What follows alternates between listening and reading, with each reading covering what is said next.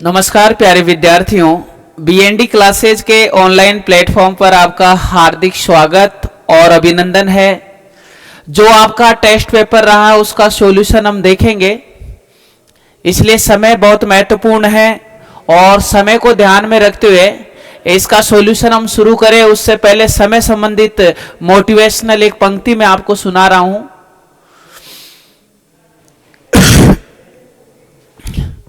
हमसे नाराज होने से क्या होगा, सबूत दीजिए रोने से क्या होगा। हमसे नाराज होने से क्या होगा, सबूत दीजिए रोने से क्या होगा। दिए को दिए से जला के जमी रोशन कर, दिए को जमी में बोने से क्या होगा। क्या कमी रह गई सबक तलाश कर, दूसरों की कामयाबी पर रोने से क्या होगा। दूसरे की कामयाबी से रोने पर क्या होगा। तो आपका पहला जो प्रश्न है इसका सॉल्यूशन अगर हम देखें, निम्नलिखित में से अशुद्ध वाक्य है। तो आपके यहां चार जो विकल्प है इसमें आपको अशुद्ध वाक्य देखना है। वाक्य कौन सा अशुद्ध है। अनीता अपनी माताजी से मिलने को बेचैन है। राम ने रावण का वध किया। अर्चना ने धन्यवाद किया। आप जयपुर जाइए। तो देखिए वाक्य शुद्धि में अगर हम बात करें तो मिलने को बेचैन नहीं, मिलने को उत्सुक होता है। मिलने को बेचैन नहीं, मिलने को उत्सुक होता है। ध्यान रखना, तो पहला विकल्प आपका अशुद्ध है।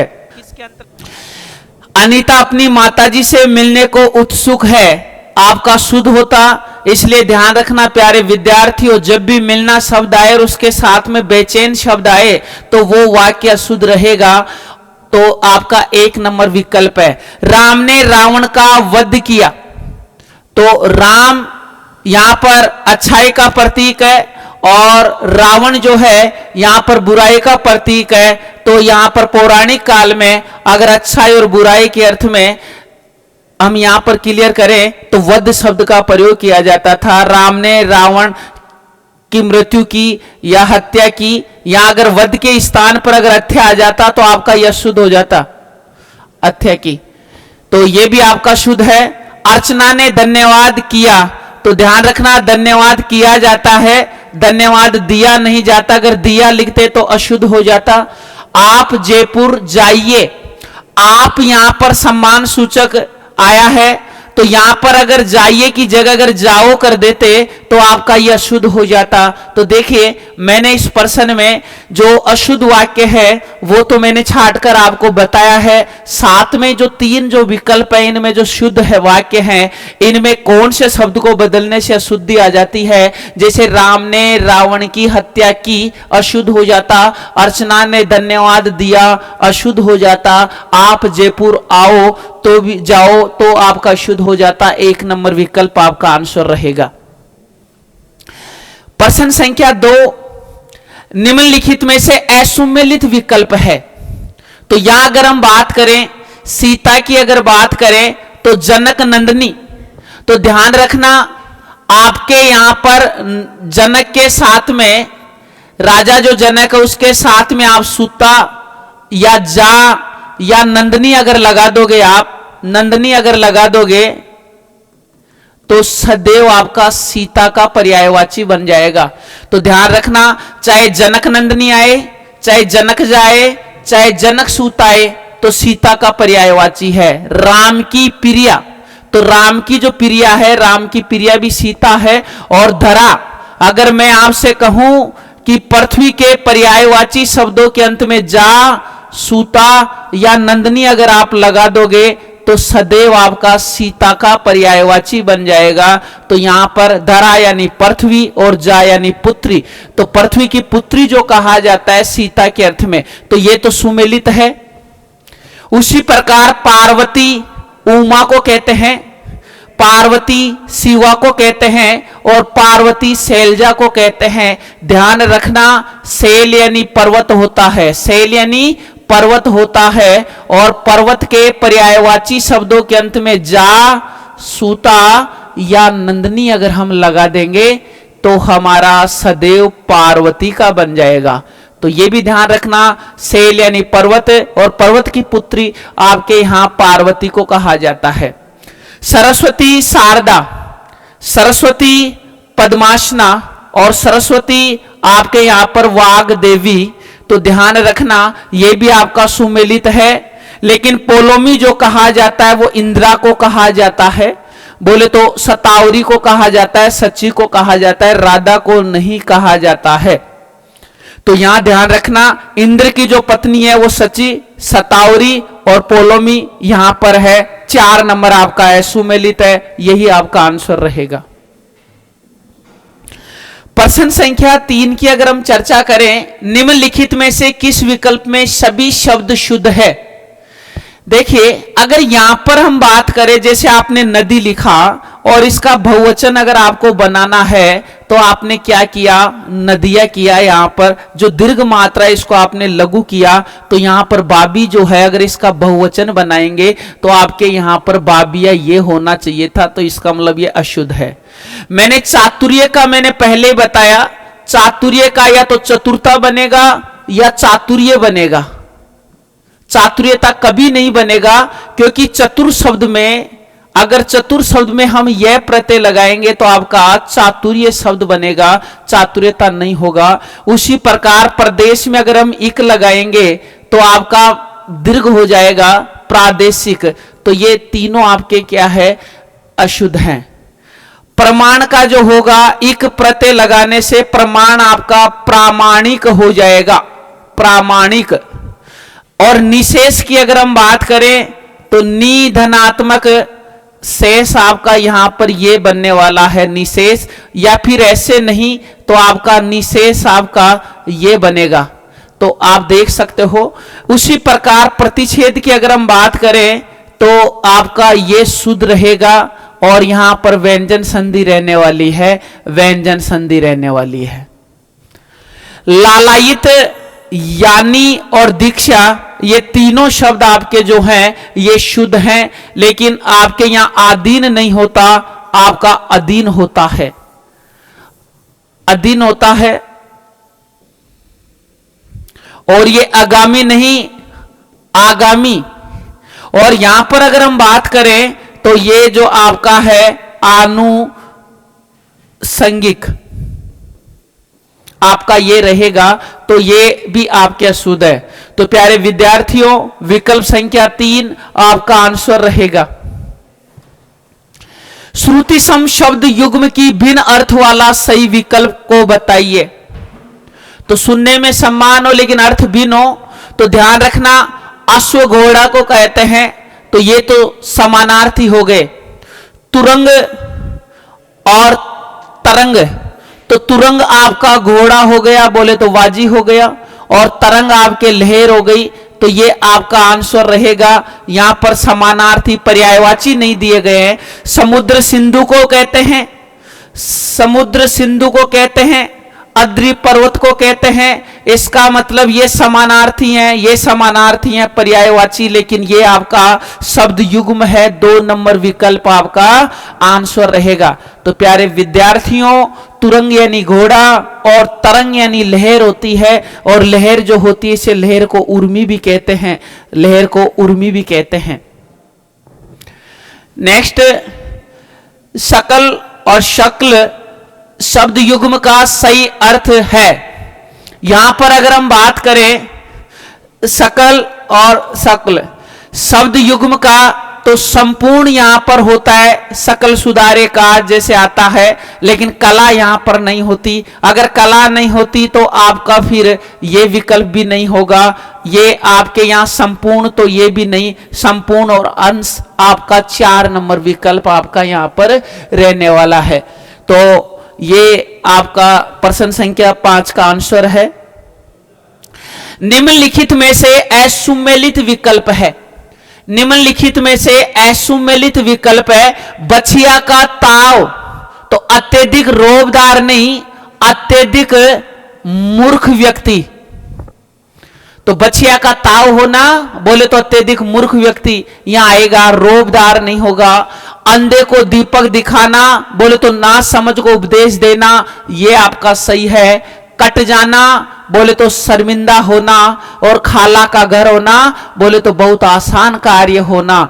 तो 1 नंबर जो विकल्प है ये आपका असंगत है, असुमेलित विकल्प है। यहां पर बछिया का ताव होना बोले तो अत्यधिक मूर्ख व्यक्ति यहां पर आंसर आना चाहिए था, लेकिन यहां अत्यधिक रोबदार व्यक्ति आपको विकल्प में दिया है, इस वजह से आपका यह गलत रहा। प्रश्न संख्या 7, वह नायिका जो अपने पति के परदेश में होने के कारण दुखी हो। तो देखिए, वह नायिका जो अपने पति के परदेश में होने के कारण दुखी हो, तो ध्यान रखना दुखी के लिए हम विरह की बात करते हैं, वियोग की बात करते हैं।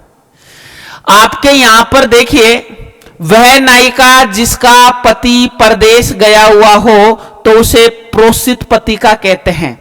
क्लियर कर सकते हैं हम यहां पर 4 जो विकल्प हैं, यहां चारों का हम देखेंगे। चारों में आपसे अक्सर पूछा जाता है। अगर मैं आपके ऑप्शन ए की बात करूं तो वह नायिका या वह स्त्री जिसका पति रात भर अन्य स्त्री के साथ रहकर सुबह लौटकर घर आता है तो उस स्त्री को हम खंडिता कहते हैं। वापस समझ सकते हो आप, खंडिता अर्थात वह स्त्री जिसका पति रात भर पर स्त्री के साथ रहकर प्रातः काल लौटे तो उसे हम कहते हैं खंडिता स्त्री। तो ये तो आपका है नहीं। वह नायिका जो अपने पति के परदेश में होने के कारण दुखी हो उसे वियोगिनी कहते हैं, उसे वियोग नहीं कहते हैं। लेकिन वह नायिका जिसका पति परदेश गया हुआ हो उसे प्रोसित पति का कहते हैं, और वह नायिका जिसका पति परदेश से आया हो तो उसे आगत पति का कहते हैं। तो मैं ये कह सकता हूं कि इसका विलोम शब्द भी हो गया। और पति के विरह में अगर कोई दुखी हो तो विरह विदग्धा यहां पर रहेगा। तो यहां पर 2 नंबर विकल्प आपका आंसर है। प्राप्ति की सूचना देने के लिए उपयुक्त पारिभाषिक शब्द है, तो एक्नॉलेज आपका यहां पर रहेगा। प्राप्ति की सूचना देना, ये नोटिस सूचना के अर्थ में आ रहा है।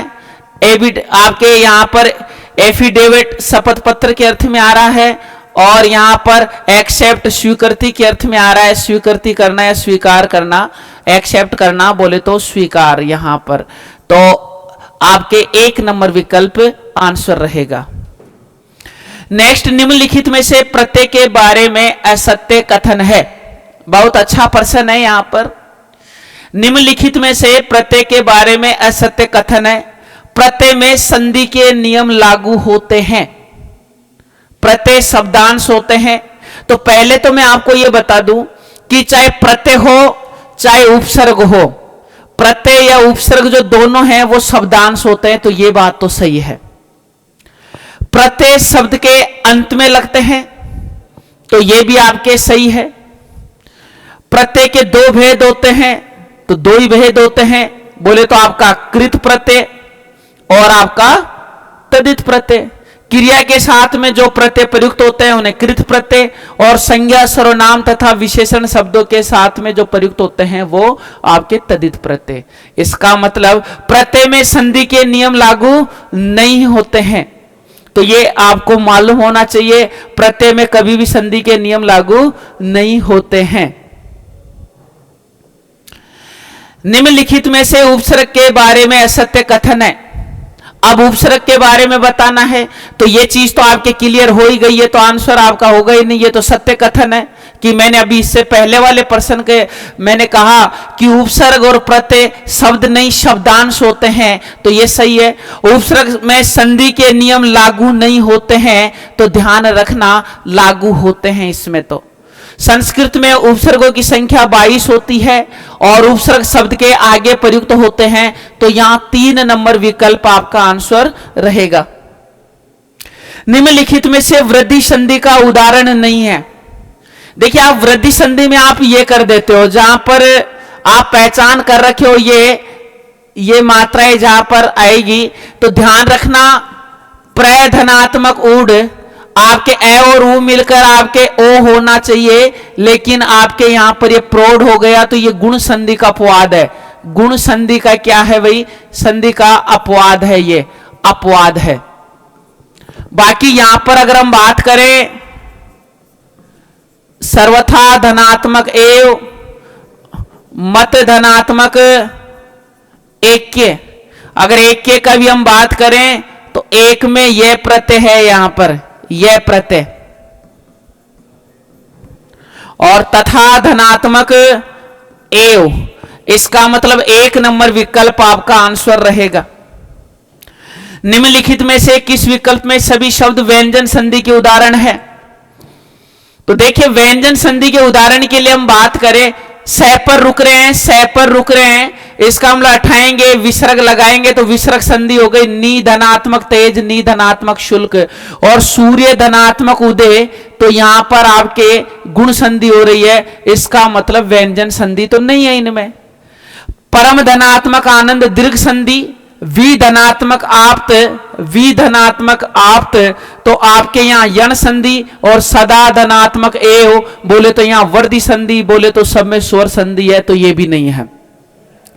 उत धनात्मक चारण, उत धनात्मक लेख, और आपके यहां पर बात करें सत धनात्मक सीव, ये आपका, तो ये सब में व्यंजन संधि है। परम धनात्मक ईश्वर गुण संधि, परिधनात्मक आवरण यहां पर आपका रहेगा, आपके यण संधि, अनुधनात्मक उद्दित यहां दीर्घ संधि हो रही है, तो 3 नंबर जो विकल्प है ये आपका आंसर रहेगा।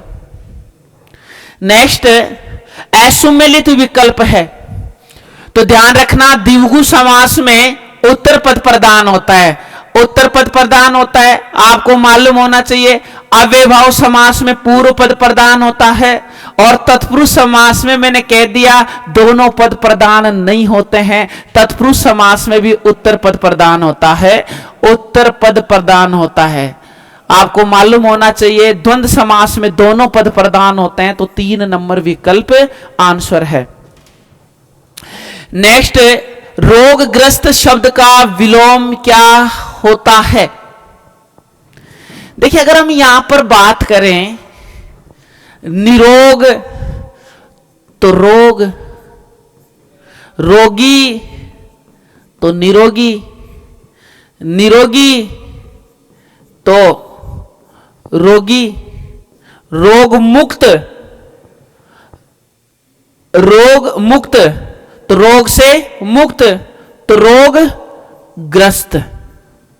तो देखिए यहां पर अगर हम बात करें तो रोग ग्रस्त और मुक्त और ग्रस्त, यहां पर मैंने निरोग, रोग नहीं हो तो रोग निरोगी, तो ये जो 4 नंबर है रोग मुक्त, तो रोग से मुक्त हो गया, तो यहां पर तो आपका जो बनने वाला है अपादान तत्पुरुष समास है इसमें तो, और यहां पर रोग से ग्रस्त तो यहां आपके करण तत्पुरुष समास है, यह आपको मालूम होना चाहिए। अगर मुक्त लगाएंगे तो अपादान तत्पुरुष, और ग्रस्त लगाते ही आपका करण तत्पुरुष आपका यहां पर हो जाएगा।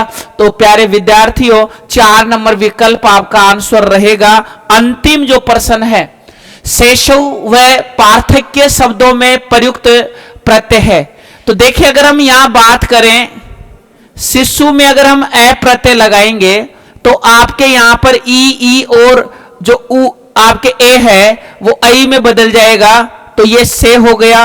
संधि का नियम लगता नहीं है, नहीं लगता है तो जब भी ए लगाते हैं तो उसमें औ जुड़ जाता है, तो आपके ये शेषो बना, तो इसमें तो ए प्रत्यय है। देखिए यहां पर ए प्रत्यय, और पृथक जो शब्द है इसमें अगर यह प्रत्यय लगाएंगे तो री जो है वो आपके आर में बदल जाता है, तो पार्थ के आपका बनेगा, तो ये तो आपका यह ए और यह 3 नंबर जो विकल्प है वो आपका आंसर रहेगा। उम्मीद करता हूं आपके 15% जो है वो बेहतर से बेहतरीन आपका सॉल्यूशन रहा होगा। धन्यवाद।